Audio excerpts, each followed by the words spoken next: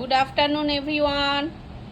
আজকে হচ্ছে রথযাত্রা, সকালেই আপনাদের বলেছি, সেই জন্য সবাইকে প্রীতি শুভেচ্ছাও জানিয়েছি। আজকে সেই জন্য নিরামিষ করব। যাতে জগন্নাথ দেবের বাড়িতে জগন্নাথ দেব আছে, পুজো হয়ে গেছে, পুজো দিয়েই নামলাম। আজকে পুরো রান্নাটাই মা করেছে, সবই নিরামিষ করা হয়েছে।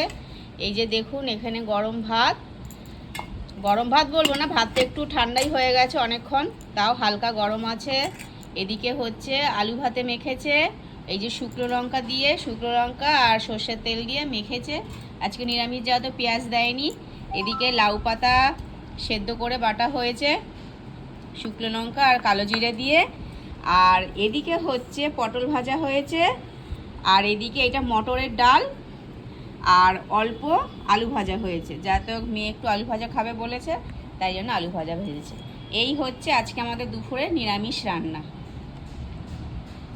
মানে যেহেতু আজকে রথযাত্রা উপলক্ষে আজকে কোনো